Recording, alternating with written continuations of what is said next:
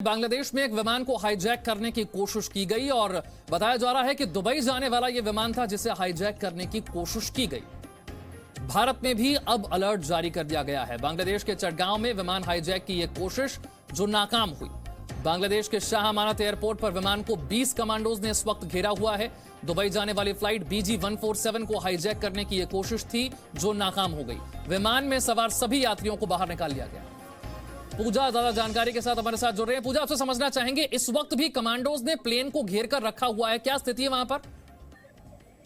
देखिए, आपको बता दें, फिलहाल जो कमांडोज ने घेर रखा था वहां पर चटगांव एयरपोर्ट पर, वो एयरक्राफ्ट पर लैब 9 ऑफिसर्स का फिलहाल ऑपरेशन जारी कर दिया था और उसके बाद ही एक जो आर्म्ड हाईजैकर था उसे अभी फिलहाल अपनी कस्टडी में ले लिया है रैपिड एक्शन बटालियन, जो बांग्लादेश का एलीट काउंटर टेररिज्म फोर्स है।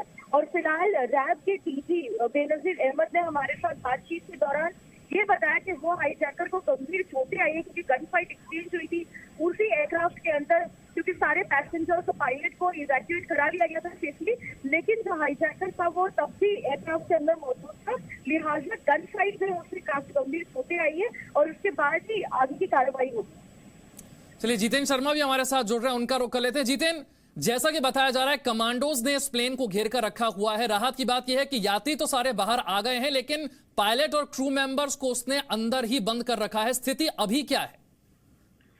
देखिए, वहाँ पे स्थिति अभी कंट्रोल में बताई जा रही है और बताया जा रहा है कि जिस प्लेन को हाईजैक करने की कोशिश की जा रही थी और एक ही वहाँ पर हाईजैकर था, उसको मार गिराया गया है।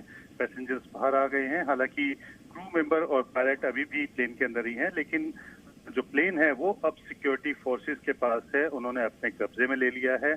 और उसी के बाद अब हालात को हम ये कह सकते हैं कि जो इससे पहले काफी खतरनाक हो गए थे, एक हाईजैकर ने प्लेन को हाईजैक करने की कोशिश की थी, उस सिचुएशंस को अवॉइड कर दिया गया है, टाल दिया गया है। और अब जो जानकारी मिल रही है उसके मुताबिक एक ही हाईजैकर था जिसको बांग्लादेश में सुरक्षा बलों ने मार गिराया है और अब प्लेन सुरक्षा बलों के पास है। जी विशाल। चलिए, हाईजैकर को मार गिराया गया है, विमान के सभी यात्री सुरक्षित हैं, लेकिन जितेंद्र आपसे ये भी समझना चाहेंगे, लेकिन इस दौरान क्या कोई हताहत भी हुआ है?